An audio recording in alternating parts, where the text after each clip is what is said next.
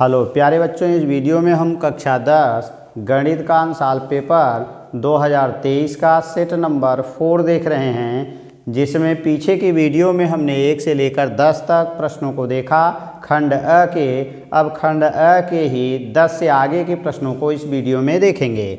आते हैं तो प्रश्न संख्या 11 है। दो समरूप त्रिभुजों की ऊंचाइयों का अनुपात 3 तथा 4 सेंटीमीटर है। त्रिभुज के क्षेत्रफलों में अनुपात होगा। चूँकि यहाँ स्टार लगा हुआ है, इसका मतलब यही इस वर्ष की परीक्षा में नहीं आएगा।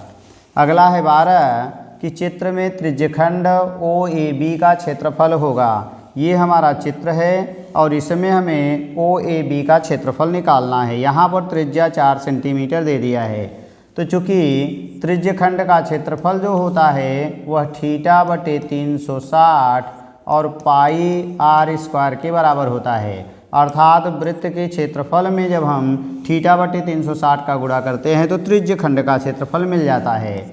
अब यहाँ थीटा का मान 30 अंश दिया है, तो 30/360 लिख देंगे। और पाई, चूँकि आंसर में पाई नहीं है, इसका मतलब पाई का मान रखेंगे हम 22/7।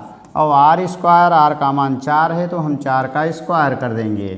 तो यहाँ से आएंगे 3 से काट देंगे तो 12 बन जाएगा। 4 2 है, 1 4 बचेगा और 4 3 12 हो जाएगा। अब गुणा कर देंगे तो ये बन जाएगा 88 और बटे हो जाएगा 7 3 21। तो अगर हम भाग दे देंगे तो 21 चौक 84, यानी 4 दशमलव समथिंग आएगा। अब 4.2 मान है, इसका मतलब है हमें 88 में 21 का भाग देना होगा। तो यहाँ आ जाएंगे तो 21 चौक 84 हो जाएगा। बचेगा यहाँ 4, 0 लगा देंगे। अब 21 एक्का 21, क्योंकि 21 दूना 42 होता है, यानी 4.1 समथिंग आएगा। अब हम ऑप्शन में देखते हैं तो 4.1 से शुरू होने वाला ऑप्शन नंबर केवल बी है। यही हमारा सही होगा, क्योंकि और बार ले जाएंगे तो 4.19 आएगा। तो ऑप्शन नंबर बी हमारा सही हो जाएगा। आगे लेते हैं हम अगला प्रश्न संख्या 13। तो 13 में क्या दिया है कि 2 tan² 45 अंश, फिर आगे कह रहा है प्लस cos² 30 अंश माइनस sin² 60 अंश का मान आपको ज्ञात करना है, यानी बताना है। तो यहाँ आ जाएंगे तो यहाँ लिखेंगे 2 tan² 45, यानी tan 45 का मान 1 होता है तो 1 का स्क्वायर हो जाएगा। cos 30 का मान sin 60 का मान दोनों एक ही होता है, स्क्वायर है तो स्क्वायर हो जाएगा। फिर आगे आएंगे sin 60 का मान भी करनी में 3/2 और स्क्वायर है तो स्क्वायर हो जाएगा। चूँकि ये दोनों मान बराबर हैं, एक प्लस और एक माइनस है, तो कैंसिल हो जाएगा। 1 का स्क्वायर करेंगे 1 आएगा, तो 2 × 1 बनेगा और गुणा करेंगे तो 2 और 2 देखेंगे, हमारा ऑप्शन नंबर सी सही हो जाएगा। अगला है प्रश्न संख्या 14 में भी स्टार लगा है, इसका मतलब 2024 की परीक्षा में ये नहीं आएगा। नेक्स्ट है हमारा कि किसी त्रिभुज ABC में कोण C 90 अंश और tan A बराबर दे दिया है, तो कह रहा निम्नलिखित का मान ज्ञात कीजिए। आएंगे हम इससे एक त्रिभुज बनाएंगे। तो मान लीजिए हमने एक त्रिभुज बनाया। इस त्रिभुज में ये कोण जो हो गया C, पहले हम यहाँ लिखेंगे क्योंकि C 90 दिया है। एक जगह A बना देंगे, एक जगह B बना देंगे। अब tan A का मान कह रहा है, तो आइए यहाँ हम B बना देते हैं और यहाँ पर A, जिससे बनाने में आसानी हो। तो tan A के सामने की भुजा लंब होगी। यहाँ पर दिया है tan A बराबर 1/3 लंब बटे आधार होता है, क्योंकि tan थीटा का मान। अब आगे आएंगे तो लंब का मान A के सामने की भुजा लंब होगी, लंब का मान 1, आधार का मान करनी में 3 होगा। अब इसका पाइथागोरस प्रमेय से निकालेंगे तो करनी में 3 की स्क्वायर 3 + 1 4, 4 का वर्गमूल 2। तो इसका मतलब हमारा जो कर्ण हो जाएगा वह 2 हो जाएगा। अब हमें मान निकालना है sin A cos B + cos A sin B का। तो हम आ जाते हैं यहाँ पर, हमारा मान है sin A cos B + cos A sin B, यही मान दिया हुआ है, sin A cos B + cos A sin B। अब हम क्या करेंगे, sin A निकालेंगे तो यह A होगा, इसके सामने की भुजा है लंब, ये आधार, ये कर्ण होगा। और sin थीटा बराबर होता है लंब बटा कर्ण, तो लंब बटा कर्ण यानी 1/2 हो गया। दूसरा है काश बी। अब हमको कोण ये लेना है तो इसके सामने की भुजा अब ये लंब हो जाएगी और ये आधार बन जाएगा और ये कर्ण तो वही रहेगा। तो काश थीटा बराबर होता है, ये लंब हो गया, ये आधार, आधार बटे कर्ण यानी 1/2। फिर आगे आएंगे काश ए, फिर ये कोण आ गया, फिर ये लंब बन गया, ये आधार बन गया। तो काश ए बराबर हमारा होता है आधार बटे कर्ण, तो आधार हमारा बना कर्णी में 3 और बटे कर्ण का मान 2 हो गया। फिर अगला इसी तरह से निकालेंगे साइन बी। तो जब हम बी लेंगे तो इसके सामने की भुजा ये लंब बन जाएगी, क्योंकि कोण के सामने की भुजा लंब होती है। अब ये आधार बनेगा, तो साइन है तो लंब बटा कर्ण होगा, तो कर्णी में 3/2 होगा। ये हर बराबर है, सॉरी यहाँ ऊपर को ऊपर गुणा और नीचे का नीचे हो जाएगा। कर्णी में 3 गुणे कर्णी में 3 3 होगा और 2 दूनी 4 हो जाएगा। हर बराबर है, हमसे जुड़ जाएगा, 4/4 होगा, कट के 1 आ जाएगा। अब हम देखेंगे किसमें ऑप्शन में 1 है, तो ऑप्शन नंबर सी हमारा सही हो जाएगा। ये था क्वेश्चन नंबर 15। आगे आ जाएंगे, अब हम लेंगे प्रश्न संख्या 16 को। 16 दिया गया है हमारा, प्रश्न संख्या 16 है कि निम्नलिखित सारणी का माध्य होगा। माध्य का मतलब समांतर माध्य। तो समांतर माध्य ज्ञात करने के लिए वर्ग अंतराल दिया है, बारंबारता दिया गया है। एक मान हमें और चाहिए मध्यमान, जिसको हम कहते हैं। तो पहले तो हम मध्यमान निकालेंगे। मध्यमान निकालने के लिए दोनों का जोड़कर 2 का भाग दे दिया जाता है। तो अगर हम दोनों जोड़कर 2 का भाग दे देंगे तो ये बनेगा 0 + 10/2 अर्थात 10/2 5 आ जाएगा। इसी तरह से इन दोनों को जोड़कर 2 का भाग दे देंगे तो 15, फिर इसमें 25, फिर ये 35, अगला हमारा 45 बन जाएगा। ये माध्य कहलाता है, जिसको हम यक्ष कहते हैं, और ये एफ है। अब दोनों का गुणा करेंगे तो हमें मिलेगा एफ यक्ष। तो 5 तिहाई 15 होगा, 15 छक्का 90 बन जाएगा, 25 अट्ठे 200 बन जाएगा। फिर 35 पंजे तो 5 पचे 25 और 5 तिहाई 15 2 17 हो जाएगा। फिर 3 का गुणा 45 में, 3 पचे 15 की 5 हासिल 1, 3 चौक 12 1 13 हो जाएगा। अब हम क्या करेंगे, इन सबको जोड़ लेंगे। तो 5 5 10 5 15 की 5 हासिल 1 होगा, 1 1 2 9 2 11, सॉरी 11 और 7 18, 18 और 3 21 की 1 हासिल लगा 2 होगा, 2 और 2 4, 4 1 5, 5 1 6, 615 आ गया। अगला काम है, इसको हम जोड़ेंगे।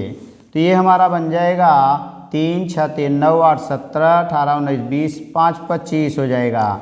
अब हम निकालेंगे माध्य या समांतर माध्य बराबर होता है सिग्मा एफ एक्स अपान एन होता है। तो सिग्मा एफ एक्स का मान हमने निकाल लिया, 615 आया, और एन का मान हमें मिल गया 25।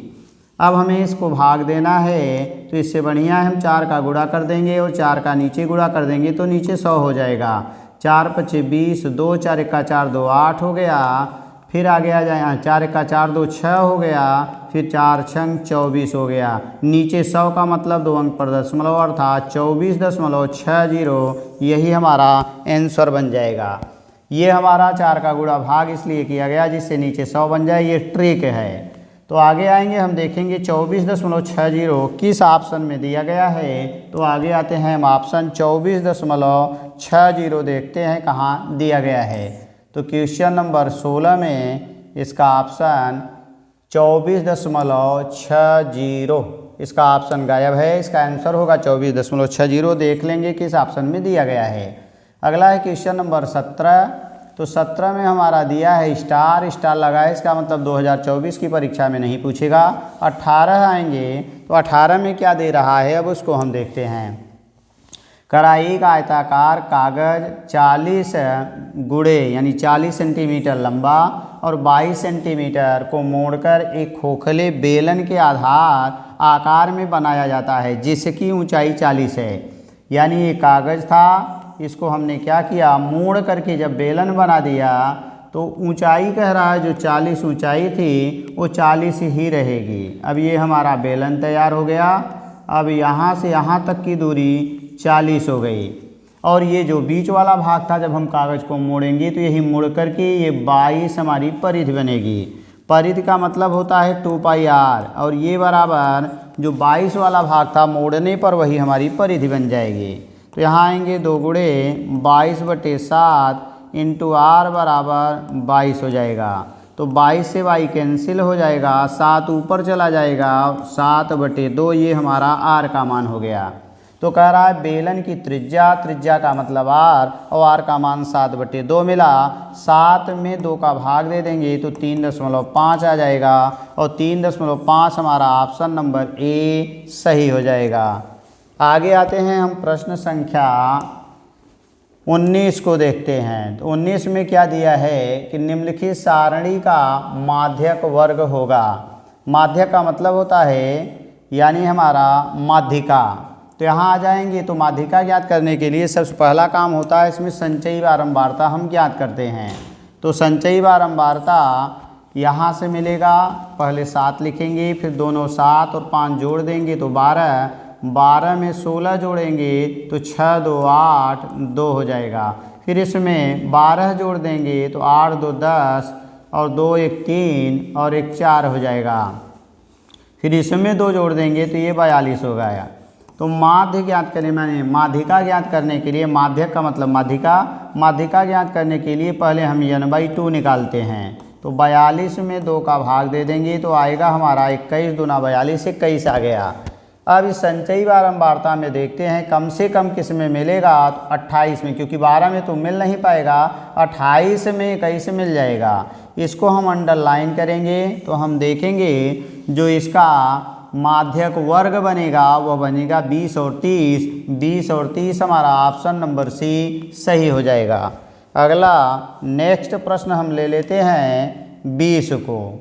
तो 20 में क्या दिया है, कह रहा है 20 में यहाँ आ जाएंगे। 20 में दिया है यदि किसी बंटन के माध्य और माध्यक क्रमशः है, माध्य का मतलब समांतर माध्य दे दिया है और माध्यक का मतलब हो गया माध्यिका दिया गया है। तो हमें माध्य यानी समांतर माध्य ये हो गया और ये हमारा हो गई माध्यिका। तो पूछ रहा है इसका बहुलक। तो हमारा सूत्र होता है बहुलक बराबर 3 गुणे माध्यक होता है अर्थात समांतर माध्य माइनस 2 गुणे माध्य होता है। तो यहाँ आ जाएंगे तो 3 गुणे माध्यक, तो माध्यक माने दूसरा मान है 26 और यहाँ माइनस होगा 2 गुणे माध्यक पहला मान है 24.5।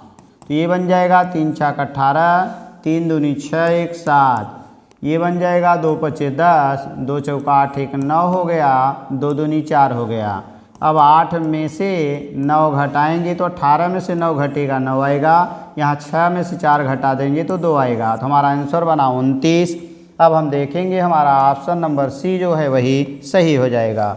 नेक्स्ट पार्ट को देखने के लिए आप ऊपर दिए गए वीडियो पर क्लिक करके नेक्स्ट पार्ट को देखिए। यदि आपको यह वीडियो अच्छा लगा हो तो इसे लाइक कीजिए तथा चैनल को सब्सक्राइब कीजिए। धन्यवाद।